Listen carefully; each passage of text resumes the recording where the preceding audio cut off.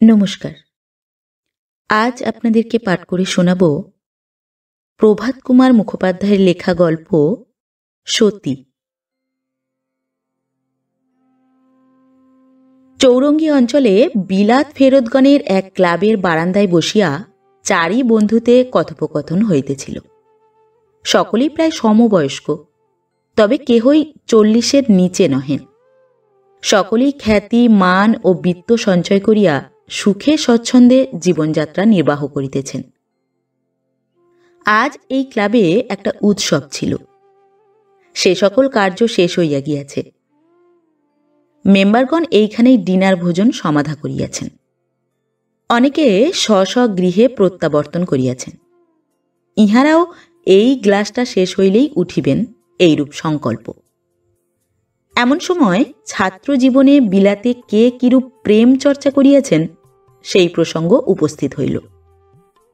দুইজন নিজ নিজ বহুদর্শিতা বিবৃত করিবার পর এই দলের যিনি সর্বশ্রেষ্ঠ ব্যক্তি, দত্ত সাহেব বলিলেন, আমাদের সময়ে ধীরেনকে নিয়ে একটা ভারী কাণ্ড ঘটে গিয়েছিল। তোমরা কেউ তখনও বিলেত যাওনি, কিন্তু সেখানে গিয়ে ধীরেনের কথা কি শোনোনি? ধীরেন ঘোষাল। শ্রোতৃগণের মধ্যে একজন বলিলেন, সেই বহু লক্ষপতি প্রতাপ ঘোষালের ছেলে ধীরেন ঘোষাল? দত্ত সাহেব বলিলেন, হ্যাঁ সেই। হ্যাঁ, বিলেত পৌঁছে আমি তার কথা শুনেছিলাম। আহা, বেচারি বসন্ত রোগে মারা গিয়েছিল। তারই কোনো প্রণয় ঘটিত ব্যাপারের কথা তুমি বলছো নাকি? শুনেছিলাম সে তো অত্যন্ত ভালো মানুষ ছিল, নিতান্ত গো বেচারি।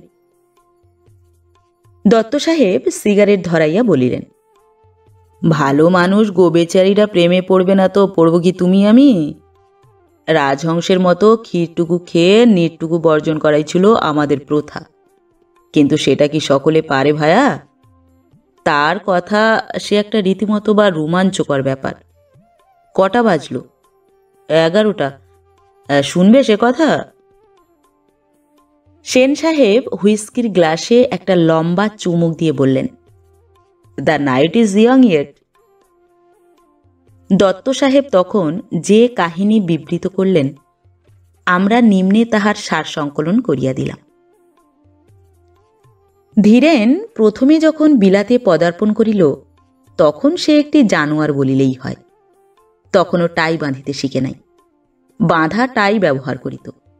পেভমেন্টকে বলিত ফুটপাত, রেস্টুরাঁকে বলিত হোটেল এবং পার্সকে বলিত মানিব্যাগ। যাহারা হুইস্কি ব্রান্ডি পান করে তাহাদিগকে সে ভয়ানক দুশ্চরিত্র ও নিতান্ত নরাধম জ্ঞান করিত। বিলাতে আমি ছাড়া তাহার পূর্ব পরিচিত কোনো বন্ধু ছিল না। সুতরাং সে আসিয়া আমার বাসাতেই উঠিল। আমি স্টেশনে গিয়া তাহাকে নামাইয়া আনিয়াছিলাম। তাহাকে জিজ্ঞাসা করিলাম, কি পড়বে? প্রথমত ইঞ্জিনিয়ারিং, তারপর ডিগ্রি নিয়ে জাহাজ নির্মাণ শিখতে বাবা বলে দিয়েছেন। বাবার মতলব আছে ভবিষ্যতে একটা কোম্পানি গঠন করে জাহাজ নির্মাণের কারখানা খুলবেন। তাহলে তো অন্তত বছর 5 ধাক্কা বলো। তা বাবা মাসে মাসে কত পাউন্ড করে তোমায় পাঠাবেন? পাঠাবেন কি, সমস্ত টাকাই আমার সঙ্গে তিনি দিয়েছেন, অর্থাৎ ড্রাফট দিয়েছেন। ড্রাফট ভাঙিয়ে নিয়ে কোনো ব্যাংকে জমা রাখতে বলেছেন। প্রয়োজন মতো মাসে মাসে বের করে নিতে হবে। কত পাউন্ড? 4000। আমি বিস্ময়ে চমকিয়া উঠিলাম। বলিলাম, 4000 পাউন্ড? 60,000 টাকা? Lucky dog. ধীরেন বলিল, বাবা বলেছেন বিদেশ বিভূই, হঠাৎ কোনো বিপদ আপদ হয়, ব্যারাম পীড়া হয়, কিছু বেশি টাকা সঙ্গে থাকা ভালো। যা অবশিষ্ট থাকবে ফেরবার সময় দেশে নিয়ে যেতে বলে দিয়েছেন। আমি বলিলাম, আদর্শ পিতা, কিন্তু পুত্ররত্ন যদি তার এই কাঁচা বয়সে বদখেয়ালিতে টাকাগুলো উড়িয়ে দেয়? ধীরেন সগর্বে বলিল, সে বিশ্বাস আমার উপর বাবার আছে। জন্মকাল থেকে এই 25 বছর তিনি আমার উপর সতর্ক দৃষ্টি রেখেছেন। তিনি বেশ জানেন অন্যায়ভাবে টাকা উড়াবার ছেলে আমি নই। 8-10 দিন লন্ডনে থাকিবার পর ধীরেন গ্লাসগো বিশ্ববিদ্যালয়ে যাইতে প্রস্তুত হইল। আমাকে বলিল, তুমি আমার সঙ্গে চলো ভাই, সব ঠিক ঠিকানা করে দিয়ে আসবে। তৎপূর্বই তাহার সেই 4,000 পাউন্ডের ড্রাফট ভাঙাইয়া ব্যাংকে হিসাব খোলা হইয়াছিল। আমি ধীরেনকে সঙ্গে লইয়া গ্লাসগো গিয়া তাহাকে ভর্তি করাইয়া দিলাম। একটা উচ্চ শ্রেণীর বোর্ডিং হাউসে তাহার থাকিবার বন্দোবস্ত করিয়া দিয়া আসিলাম। গ্লাসগো হইতে প্রায়ই সে আমায় চিঠিপত্র লিখিত। মাস 6 পরে ধীরেনের নিমন্ত্রণে আমি একদিন গ্লাসগো যাত্রা করিলাম। দেখিলাম এই 6 মাসে সে অনেকটা মানুষের মতো হইয়াছে। এখন আর ইংরেজি উচ্চারণে ভুল করে না এবং ডিনারের পর 2-1 গ্লাস হুইস্কি সেবন করিতেও অভ্যস্ত হইয়াছে। যে বোর্ডিংয়ে তাহাকে আমি রাখিয়া আসিয়াছিলাম তাহা সে ছাড়িয়াছে। এখন রুমস লইয়া বাস করে।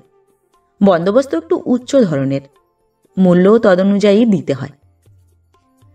প্রথম কয়েকদিন সে আমার নিকট কিছুই ভাঙে নাই।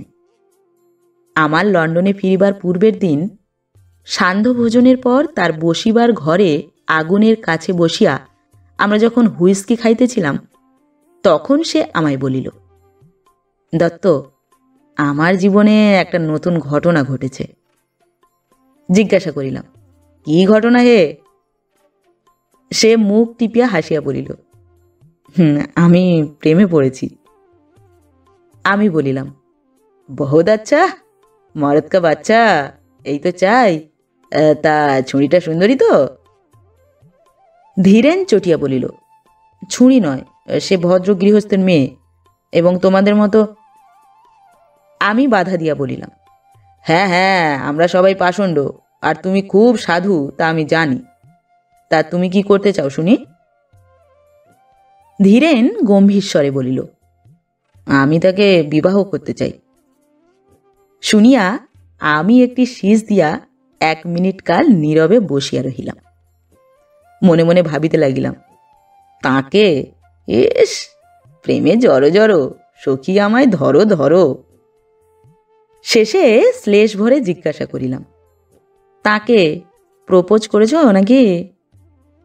ধীরেন বলিল, না, তা এখনো আমি করিনি। ধীরেনের প্রণয়িনীর পরিচয় জিজ্ঞাসা করিয়া জানিলাম তার নাম বার্থা ম্যাকজন। তাহার বয়স 22 বৎসর। বিধবা মা আছেন। একটি ভাই, একটি বোন আছে। ভাইটি হাই স্ট্রিটে মুদির দোকান করে। এটি তার পৈতৃক দোকান। বার্থা কিছু লেখাপড়া শিখিয়াছিল। গ্লাসগো শহরেই একটি ধনী পরিবারের ছেলে মেয়েদের গভর্নেস স্বরূপ সেই বাটিতে থাকে। বলিলাম, ভায়া, এমন কার্যটি করো না, করো না। ওরা হলো রাজার জাত, আমরা হলাম কালা আদমি, ওদের প্রজা। তুমি যদি মেম বিয়ে করে এদেশেই বসবাস করতে পারো তাহলে সে একরকম চলে যেতে পারে, কিন্তু যদি তাকে নিয়ে দেশে ফিরে যাও তাহলে তোমার লাঞ্ছনার সীমা থাকবে না।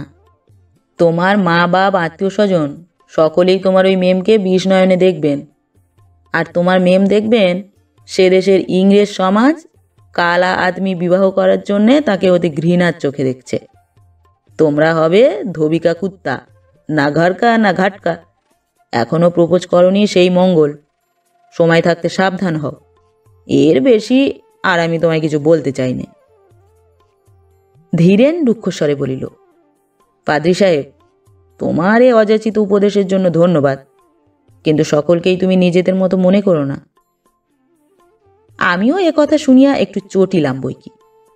বলিলাম, দেখো, তুমি এই 6 মাস মাত্র বিলেতে এসেছ, আমি আজ 3 বৎসর আছি। তুমি এখনো ওদের চেনোনি, আমি ওদের হাড় হদ্দ বুঝে নিয়েছি। তুমি কি ভাবো পার্থা তোমার প্রেমে জড়ো জড়ো হয়েছেন? অন্তত আমি হয়েছি। তিনিও যে আমায় ভালোবাসেন সে বিষয়ে আমার কোনো সন্দেহ নেই। আমি প্রপোজ করলে বোধহয় তিনি আমায় প্রত্যাখ্যান করবেন না। আমিও বাষ্পা ভরে বলিলাম, নিশ্চয়ই করবেন না। তুমি যে একজন বহু লক্ষপতির সন্তান তা শ্রীমতী জানতে পেরেছেন যে। তুমি যে নির্বোধের সর্দার পড়েছ একজন অ্যাডভেঞ্চারাসের হাতে, আর মনে করছো তিনি বুঝি একজন সীতা বা দময়ন্তী হবেন। আমার কথা না শুনলে শেষে তোমার নাকের জলে হতে হবে, তা তোমায় বলে দিচ্ছি ভায়া। ধীরেন গুম হইয়া বসিয়া রহিল। আমার সঙ্গে আর কোনো কথা কহিল না। কিয়ৎক্ষণ পরে পরস্পরকে শুভরাত্রি ইচ্ছা করিয়া আমরা নিজ নিজ শয়নকক্ষে প্রবেশ করিলাম। পরদিন প্রাতরাশের পর 9:30টার ট্রেনে আমি লন্ডনে ফিরিয়া আসিলাম। 3 মাস পরে ধীরেনের পত্রে জানিলাম সেই গর্ধব কুমারী বার্তাকে প্রপোজ করিয়াছে। বসন্তের মধ্যভাগে মে মাসে উভয় প্রণয়সূত্রে আবদ্ধ হইবার অভিপ্রায়। পত্রখানি পড়িয়া রাগে সেখানা মুচড়াইয়া দূরে নিক্ষেপ করিলাম। আপন মনে বলিতে লাগিলাম, 1 মাস এগিয়ে 1 এপ্রিল বিবাহ হলেই ভালো হতো। সকল মুহূর্তের দিনটাই তোদের বিবাহের পক্ষে সুপ্রশস্ত। শীত ফুরাইল, বসন্তকাল আসিল। কই, ধীরেনের বিবাহের নিমন্ত্রণপত্র তো এখনো আসিল না। আমার উপর সে যা চটিয়াছে, বোধহয় আমায় নিমন্ত্রণই করিবে না। নিমন্ত্রণপত্র আসিল না, কিন্তু একদিন এক টেলিগ্রাম আসিল। সর্বনেশে টেলিগ্রাম, বার্থা টেলিগ্রাম করিয়াছে। ধীরেন সাংঘাতিক পীড়িত, সে তোমায় দেখিতে চায়, শীঘ্র এসো। সেই দিনই সন্ধ্যার পর ব্যাগে খানকত কাপড় চোপড় পুরিয়া আমি গ্লাসগো যাত্রা করিলাম। পরদিন বেলা 10টার সময় গ্লাসগোতে নামিয়া ক্যাব লইয়া সোজা বার্থার ঠিকানায় গিয়া পৌঁছিলাম। দরজায় কড়া নাড়িতে একটা লালমুখী মহিলা আসিয়া দরজা খুলিয়া দিল। বলিল, তুমি কি মিস্টার ড্যাড? আমার কন্যা বার্থা কি তোমায় টেলিগ্রাম করিয়াছিল? ও হরি, এই বুঝি বিবি ম্যাকজন? আমি ভাবিয়াছিলাম এ বাড়ির দাসী। টুপি তুলিয়া বলিলাম, হ্যাঁ, মিস বার্থার টেলিগ্রাম পাইয়াই আমি আসিয়াছি। তিনি কোথায়? বিবি ম্যাকজন বলিলেন, ভিতরে আসুন, বলিতেছি। আমাকে ড্রয়িং রুমে লইয়া গিয়া বসাইয়া বলিলেন, বার্থা হাসপাতালে।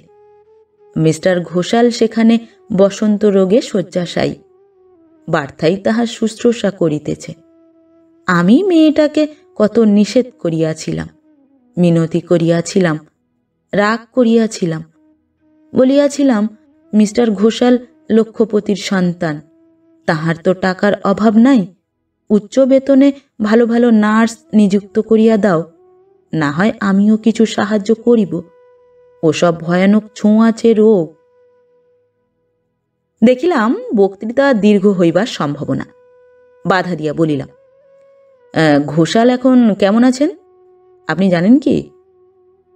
বিবি ম্যাকজন বলিলেন, কাল বিকালেও আমি সংবাদ লইতে গিয়াছিলাম। হাউস সার্জন বলিলেন, অবস্থা খুবই খারাপ। তিনি আরও বলিলেন, তোমার মেয়ে প্রায় আহার নিদ্রা ত্যাগ করিয়া রোগীর সেবা করিতেছে।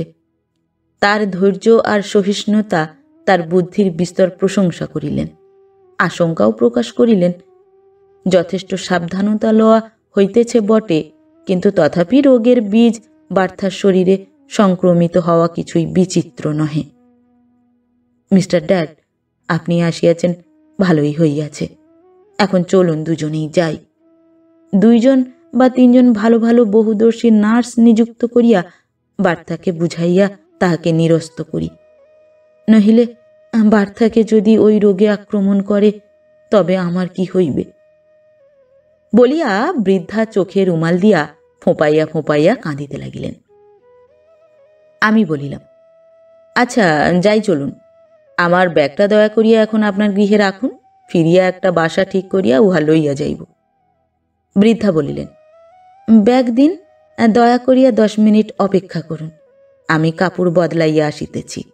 আপনার জন্য 1 পেয়ালা চা ও কিছু প্রাতরাশ পাঠাইয়া দিব কি? আমি বলিলাম, না না ধন্যবাদ, প্রাতরাশ আমি ট্রেনেই শেষ করিয়াছি। বৃদ্ধা ব্যাগ লইয়া প্রস্থান করিলেন। আমি একাকী বসিয়া ভাবিতে লাগিলাম। পূর্বে যাহা মনে করিয়াছিলাম, ধীরেন বহু লক্ষপতির সন্তান শুনিয়াই বার্থা তাহাকে জালে ফেলিয়াছে, সে ধারণা দেখিতেছি ভুল। আসল ভালোবাসা না থাকিলে নিজের জীবন কেহ সংকটাপন্ন করিতে পারে না, এ কথা সুনিশ্চিত। 10 মিনিট পরে বৃদ্ধা নামিয়া আসিলেন। রাস্তায় বাহির হইয়া ক্যাব লইয়া আমরা হাসপাতালে গিয়া পৌঁছিলাম। হাউস সার্জন সাহেবের সহিত দেখা হইলে তিনি বলিলেন, ঘোষালের অবস্থা উত্তরোত্তর মন্দের দিকেই যাইতেছে। জীবনের আশা খুবই কম। বার্থার মা বলিলেন, আমার মেয়ের কি হইবে ডাক্তার? তার রক্ষা পাওয়ার উপায় কি? ঈশ্বরের দোহাই ডাক্তার, আমার মেয়েকে রোগীর নিকট হইতে তাড়াইয়া দাও, নাহিলে সেও বাঁচিবে না। ডাক্তার বলিলেন, তিনি সাবালিকা, স্বেচ্ছায় না গেলে আমরা তো জোর করিয়া তাহাকে তাড়াইতে পারি না। তাকে খুব ভয় দেখাও, বলো এই বেলা তুমি সরিয়া পড়ো, নহিলে তুমি শুদ্ধ মরিবে। ডাক্তার বলিলেন, সে ভয়ও দেখাইয়াছি, কোনো ফল হয় নাই। তিনি বলিয়াছেন উনি আমার স্বামী এবং উনি হিন্দু। উনি যদি মরেন আমি নিজেকে হিন্দু বিধবা বলিয়া মনে করিব এবং সতী হইব। বিবি ম্যাকজন সবিস্ময়ে জিজ্ঞাসা করিলেন, সে আবার কি? সতী হইব কি? ডাক্তার সাহেব শিক্ষিত ব্যক্তি, ভারতবর্ষে সতীদাহ প্রথা পূর্বে কিরূপ ছিল তাহা সংক্ষেপে বুঝাইয়া দিয়া আমার দিকে ফিরিয়া জিজ্ঞাসা করিলেন, এই না মিস্টার ডাট? আমি বলিলাম, তাই বটে। শুনিয়া বিবি ম্যাকজন আতঙ্কে শিহরিয়া উঠিলেন, বলিলেন, ওফ, হাউ ফুলিশ, হাউ হরিবল! হায় হায়, কি হবে ডাক্তার? রোগী যদি মরে, বার্থা যদি তার সঙ্গে জীবন্ত পুড়িয়া মরিতে চায়, তবে কি সর্বনাশ হইবে? আমার যে একগুঁয়ে মেয়ে, সব পারেও। উহা নিবারণের কি কোনো উপায় নেই ডাক্তার? ডাক্তার বলিলেন, যথেষ্টই আছে। আমাদের আইনে উহা চলিবে না।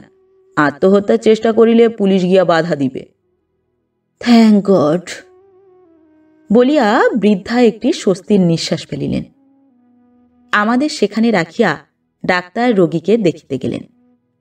ফিরিয়া আসিয়া আমায় বলিলেন, আপনি আসিয়াছেন শুনিয়া রোগী অত্যন্ত আহ্লাদিত হইয়াছেন। তার সঙ্গে দেখা করিবেন, চলুন, কিন্তু আধ ঘণ্টা মাত্রই।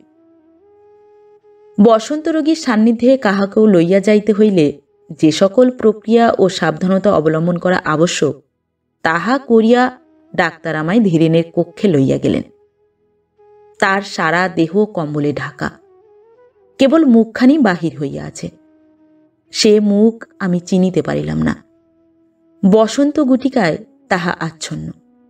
দেখিয়া আমার চক্ষে জল আসিল, কিন্তু রোগীর সাক্ষাতে অশ্রুপাত করা অন্যায় বিবেচনায় বহু কষ্টে আমি উহা সম্বরণ করিলাম। ডাক্তার সাহেব বার্থাকে বলিলেন, মিস ম্যাকজন, তুমি চলো, স্নানাদি করিয়া তোমার মার সঙ্গে সাক্ষাৎ করিবে। তিনি তোমায় দেখিবার জন্য অপেক্ষা করিতেছেন। বার্থা ধীরেনের শয্যাপার্শ্বে হাঁটু গাড়িয়া বসিয়া স্নেহকমল কণ্ঠে বলিল, তুমি ততক্ষণ তোমার বন্ধুর সঙ্গে কথা কও। প্রিয়তম, আমি শীঘ্রই আসিতেছি। ক্ষীণ স্বরে ধীরেন কি বলিল আমি তাহা শুনিতে পাইলাম না। বার্থা ডাক্তার সাহেবের সঙ্গে চলিয়া গেল। জিজ্ঞাসা করিলাম, কেমন আছো ধীরেন? ধীরেন ক্ষীণ স্বরে বলিল, আর কেমন আছি ভাই, আমার দিন তো ফুরিয়ে এসেছে। বড়জোর আর একদিন কি দুদিন বোধ হয়। আমি বলিলাম, ননসেন্স, ও কি কথা, তুমি ভালো হবে। দু একদিনের মধ্যেই বোধ হয় একটু সুরাহা হবে। মুখে বলিলাম বটে, কিন্তু বুকে জোর পাইলাম না। ধীরেন বলিল, সে সম্ভাবনা কম, কিন্তু আমি গেলে আমার বাপ মার কি হবে? তাদের না হয় অন্য পুত্রকন্যা আছে, কিন্তু বার্থার কি হবে? বলিলাম, শুনলাম উনি যেমন তোমার সেবা করছেন তেমন সেবা মা কিংবা স্ত্রী ছাড়া বোধ হয় আর কেউ পারে না। ধীরেন বলিল, বেশি বেশি। কোথায় মনে করিয়াছিলাম আর মাসখানেক পরে ওকে বিবাহ করে সুখী হব, তা না হয়ে হলো কিনা চিরবিদায়ের ব্যবস্থা। আমি মাথা নত করিয়া নীরবে বসিয়া রহিলাম। শেষে বলিলাম, ভাই, 6 মাস পূর্বে তুমি যখন প্রথম ওর কথা আমায় বলেছিলে, তখন ওর সম্বন্ধে আমি নিষ্ঠুর ও অপমানকর মন্তব্য প্রকাশ করিয়াছিলাম। এখন দেখছি তা ভুল, মহাভুল। সেজন্য তুমি আমায় মাফ করো ভাই। ধীরেন বলিল, এ দেশে যেমন 5টা আমরা দেখি সেই অনুসারেই তুমি বলেছিলে। তোমার দোষ কি? তুমি তো জানতে না। আর ওর যে এত গুণ তা আমি কি তখন সব জানতাম? ওকে বিয়ে করে নিয়ে গেলে আমার মা বাপ আত্মীয় স্বজন বিরক্ত হবেন শুনে ও কি বলেছিল জানো? ও বলেছিল, আমি তো সেখানে গিয়ে মেমের মতো থাকবো না। তোমার বোনদের ছবিতে যেমন দেখেছি আমি সেই রকম শাড়ি পরব, সিঁদুর পরব, হাতে খাবো, খালি পায়ে বেড়াবো। তাহলেও কি আমি তাদের স্নেহ আকর্ষণ করতে পারবো না? সবই হলো, শাড়ি, শাঁখা, সিঁদুর সবই পরা হলো। বলিতে বলিতে ধীরেনের চোখ দিয়া হু হু করিয়া জল পড়িতে লাগিল। ডাক্তার সাহেবের নিকট বার্থা যে সতী হইবার কথা বলিয়াছিল সে কথা ধীরেন তো শোনে নাই। ভাবিলাম এখন উহাকে বলি। তারপর আবার মনে হইল সে কথা বলিয়া উহার যাতনা বাড়াইয়া আর ফল কি। একটু শান্ত হইয়া ধীরেন বলিল, ভাই, 2টি কাজের জন্য তোমায় ডেকেছি। প্রথম, আমার মৃত্যু হলে এরা যেন আমায় কবর না দেয়। লন্ডনে ক্রিমেটোরিয়াম আছে, আমার কফিন সেইখানে নিয়ে দাহ করো। দ্বিতীয় কথা, ব্যাংকে আমার এখনো 50,000 টাকার উপর জমা আছে। বাসায় আমার ওয়ার্ডরোবের দেরাজে আমার চেক বই আছে। 2-3খানা চেক আমার সই করাও আছে। অন্ত্যেষ্টি খরচ 200-100 পাউন্ড যা লাগে তা বাদে সমস্ত টাকার চেক লিখে বার্থাকে দিও। এই 2টি কাজের জন্যেই বিশেষ করে তোমায় ডেকে পাঠিয়েছিলাম। আর দেশে ফিরে গিয়ে আমার মা বাপকে যথাসাধ্য সান্ত্বনা দিও। আর কি বলবো। আবার তার চোখ দিয়ে জল গড়াইয়া পড়িতে লাগিল। ডাক্তার সাহেব এই সময় আসিয়া বলিলেন, মিস্টার ড্যাড, 8 ঘণ্টা উত্তীর্ণ হইয়া গিয়াছে। ইচ্ছা করেন তো আবার আসিয়া সাক্ষাৎ করিতে পারেন। ধীরেনের দিকে চাহিয়া বলিলাম, এখন তাহলে আসি ভাই। বলিয়া উঠিলাম। করিডরে যাইতে যাইতে দেখিলাম স্নান সারিয়া তপস্বিনী গৌরীর মতো বার্থা রোগী কক্ষ অভিমুখে যাইতেছেন। আমি টুপি তুলিলাম, কেবলমাত্র এটিটেক রক্ষা করিবার জন্য নহে, তার প্রতি শ্রদ্ধায় আমার বুক ভরিয়া গিয়াছিল। নীরবে আমি তাহাকে সম্মান জ্ঞাপন করিলাম। আর 3টি দিন মাত্র ধীরেন জীবিত ছিল। তাহার মৃত্যুর কয়েক ঘণ্টা পূর্বেই সেই কাল ব্যাধি বার্থার শরীরেও আত্মপ্রকাশ করিল। আমি তৎপূর্বেই ধীরেনের চেক বই হইতে 2খানি চেক কাটিয়া রাখিয়াছিলাম। একখানি অন্ত্যেষ্টি ব্যয়ের জন্য, অপরখানি বার্থার নামে। ধীরেনের মৃত্যুর পরদিন বার্থার চেকখানি আমি ডাক্তার সাহেবের হাতে দিয়া যথা কর্তব্য তাহাকেই করিতে বলিয়াছিলাম। পরদিন বার্থার সঙ্গে গিয়া আমি দেখা করিলাম। বার্থা জিজ্ঞাসা করিল, আপনি কবে লন্ডনে ফিরিবেন? বলিলাম, তোমাকে আরোগ্যের পথে দেখিয়া তারপর আমি যাইব। বার্থা একটু মৃদু হাসিল, বলিল, ধীরেনের কফিন ভালো জায়গায় আছে তো? আছে। দেখুন, আমি মরিলে আমাকেও যেন কবর দেয় না, আমিও দাহ হইব। এবং বুঝিলেন? আমি বলিলাম, বুঝিয়াছি। ঈশ্বর করুন তাহা যেন আমায় না করিতে হয়। আপনি ভালো হইয়া উঠুন। বার্থা বলিল, ঈশ্বরের অভিপ্রায় কি দেখা যাও। দেখুন, ধীরেনের সেই চেকের কথা, যদি আমি বাঁচি ও চেক আমি লইব, যদি না বাঁচি তবে ওই টাকা এই হাসপাতালে ধীরেনের স্মৃতি রক্ষার্থে দিয়া যাইব। ডাক্তার সাহেবকে আমি সে কথা বলিয়াছি। প্রতিদিন আমি গিয়া বার্থার সংবাদ লইতাম। 7ম দিনে বার্থার আত্মা তার প্রিয়তমের আত্মার অনুসরণে অনন্তের পথে ছুটিল। পরদিন রাত্রে ট্রেনে একজোড়া কফিন বুক করিয়া একই ভ্যানে পাশাপাশি রাখাইয়া লন্ডনে লইয়া গেলাম। ক্রিমেটোরিয়ামের অধ্যক্ষকে যাত্রার পূর্বেই টেলিগ্রাম করিয়াছিলাম। অপরাহ্নকালে লন্ডনে পৌঁছিলাম। স্টেশনে তাহাদের সববাহী গাড়ি আসিয়া অপেক্ষা করিতেছিল। সেই গাড়িতে উভয় কফিন লইয়া দাহগৃহের একটি লৌহময় চেম্বারের মধ্যে দুটিকে পাশাপাশি স্থাপন করাইয়া ফুল কিনিতে গেলাম। ফিরিতে সন্ধ্যা হইল। 100 টাকার ফুল ও মালা কিনিয়া আনাইয়াছিলাম। কফিন দুইটির উপর সেগুলি সাজাইয়া দিলাম। তারপর চেম্বারের লৌহদ্বার রুদ্ধ হইল। অধ্যক্ষ বিদ্যুৎ গৃহে প্রবেশ করিয়া সুইচ টিপিয়া দিলেন। এইবার তোদের ফুলশয্যা হোক বলিয়া চোখে রুমাল দিয়া মাতালের মতো টলিতে টলিতে সে স্থান পরিত্যাগ করিলাম। দত্ত সাহেবের কাহিনী শেষ হইল। তখন রাত্রি প্রায় 1টা। বাইজোফ, অনেক রাত হয়েছে বলিয়া শ্রোতৃগণ উঠিলেন। নিচে নামিয়া নিজ নিজ মোটরে আরোহণ করিয়া সে স্থান পরিত্যাগ করিলেন। নমস্কার। পরবর্তী গল্প নিয়ে খুব শিগগির ফিরে আসছি। ততক্ষণ সবাই ভালো থাকবেন, সুস্থ থাকবেন। গল্প পাঠ ভালো লাগলে গল্পটিতে একটি লাইক করবেন এবং ভিন্ন ভিন্ন স্বাদের অডিও স্টোরি শোনার জন্য অবশ্যই চ্যানেলটি সাবস্ক্রাইব করবেন। ধন্যবাদ।